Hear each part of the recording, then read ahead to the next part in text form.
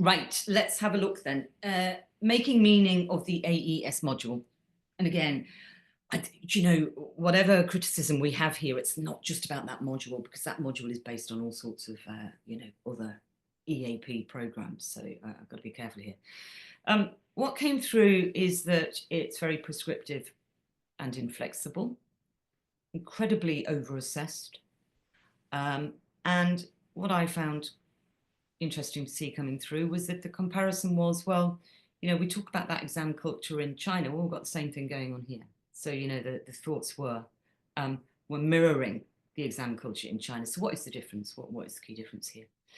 Difficult area. How do we change that? But that I'm hoping can be talked about later. The pace of the module, now keeping in mind that we weren't doing, this wasn't a 5-week pre-sessional, so it wasn't sort of quick. It was done over, as I say, over an academic year.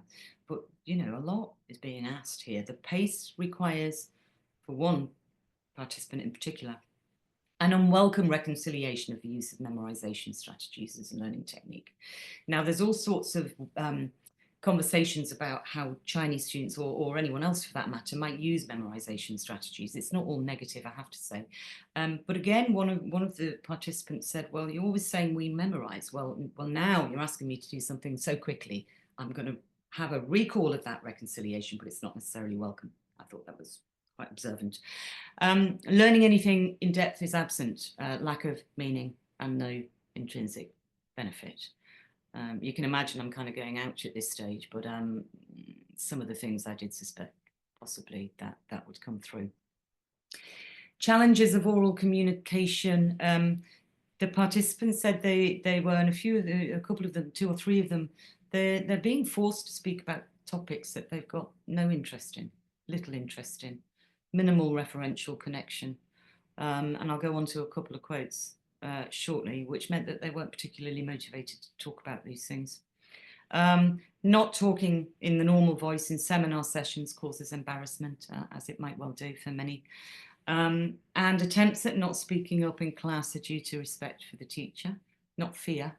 And because that is what some of them are used to in China, aware that the teacher has to manage the large group sizes. Again, I don't think that's anything new. And also lack of linguistic competence and confidence. I don't think that would surprise us. Written communication, we have unrealistic expectations when we're teaching that AES module. And, being required to create an extended essay in a few weeks, I think they felt was unreasonable. And actually saying, well, it would take me that long just to write the introduction.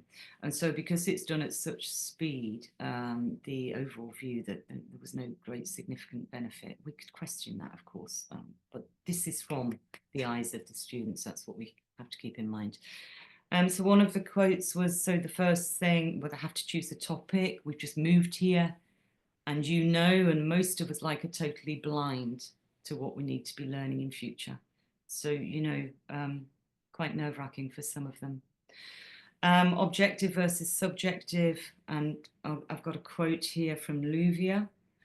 So in the academic writing, we should use something reliable, true, like we cannot talk our thinking directly, and it's not common in China, we just write. So that kind of goes back to what we were talking about earlier with writing, and that sort of circular type of writing. And I just talked something about my experience. What I like about this data that's come through and some of these quotes is these participants are fully understanding what's going on here, and they fully understand our expectations. But they're saying, hang on a minute, this is problematic. This is how we feel. Teacher-student relationships. So if we think back to when we were looking earlier at, is it because of the teacher being authoritarian and unapproachable? Here, one of the participants, Cleo, came through that she misses the friendship she actually had with her Chinese teachers, and feels neglected by her AES teacher.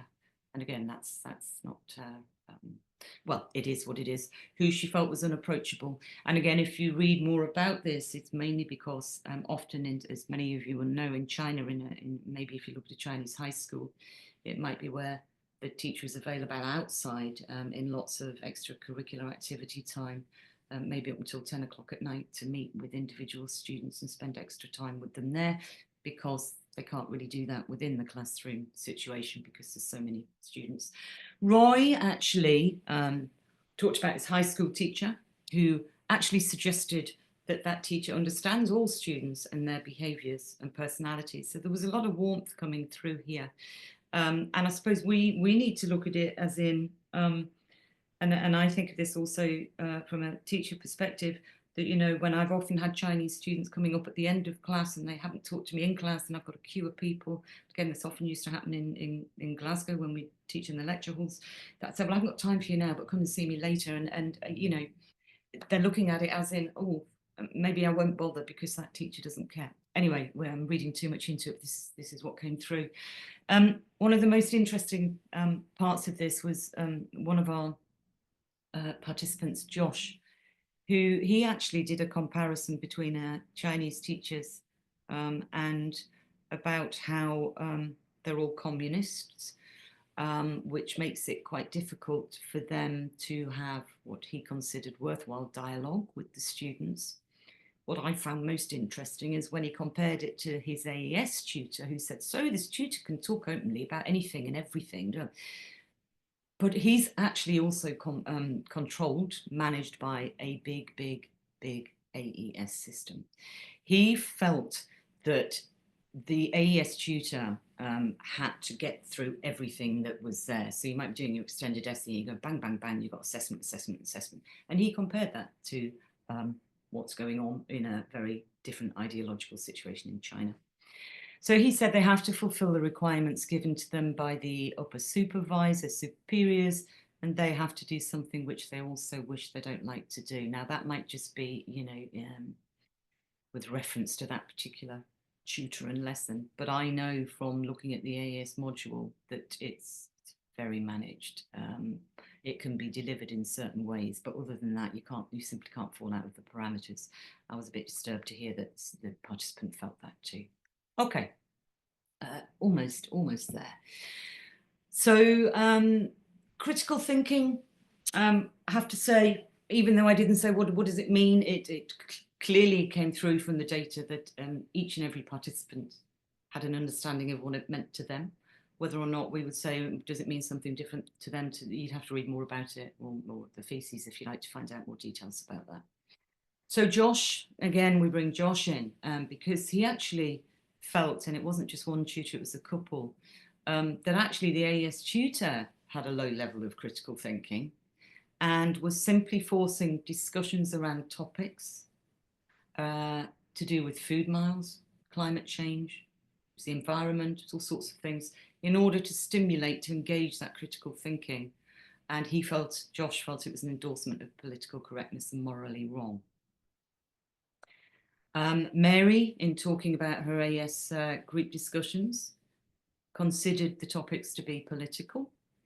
And while she understood that the aim, the intention was to be able to analyse and evaluate information and engage in critical thought, if you like, with the colleagues, with the peers, with the teacher, she really didn't appreciate it. She says, I'm just a student, a person. I won't be a politician. I don't care about it because I can't change it. When he asks my opinion, I just say, I have no personal interest. So I suppose if we think about that and say, well, if she's saying I've got no interest, is it as if she's looking, like we said earlier in some of the tensions, she's just unwilling to speak. She's not confident linguistically. She just can't be bothered to participate. Here, it's actually something quite different. And again, these are just snippets. Finally, on the critical thinking part, one of the participants really considered himself to be curious and questioning, and he kept talking about how he'd been trying to collaborate with his Middle Eastern peers and have conversations. He was saying that he really wanted to try to put forward the evidence of, you know, really try to critically engage, however we define that. But he said that his colleagues were resistant to do that. Now, without going into it in too much detail, it created for him a big conflict. And he felt that his tutor fell short of critical thinking as a value. that could reach across cultures in classroom context. So again, I'm sure we're all very experienced in what we're doing with this, but I think it showed some very interesting data. And returning to China with a critical mind was problematic for Josh, bearing in mind he hadn't just been in the UK, he'd also been in Australia at high school, and he really felt that he couldn't get back into what he calls the tiniest of society. It's difficult, and he was having problems with his father, trying to say, Father, Dad, where's your evidence there? Anyway, for me, fascinating, and it just makes me think about the tensions that are there. So let's have a look at recommendations, because I'm conscious of the time. Now, pulling all of this together,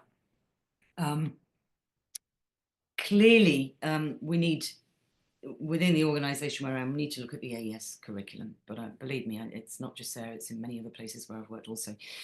But for me, the main focus at the beginning is looking at Baltodano, who talks about the commodification of education, which I talked about at the beginning, who he suggests has got the potential to deprive individuals of the joy of learning and the creativity of teaching.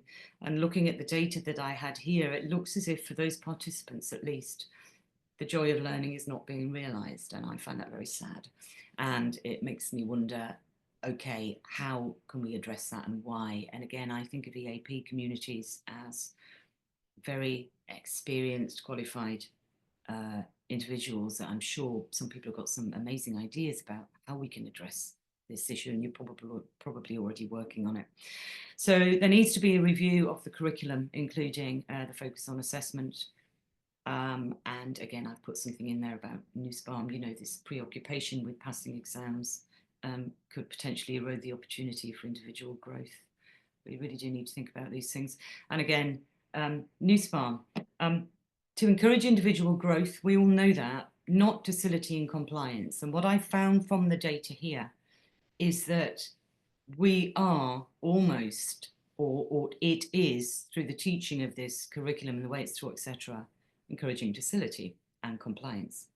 Do as you're told, pass this, do that, and move on and go forth, and all will be well. What do they get from that? I'm not sure.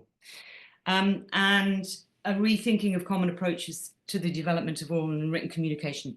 A bit of a difficult one here, because I'm not suggesting that we all go around and change the way that we do things with our just thinking about our Chinese students, because obviously we teach students and we create courses for students from all over the world.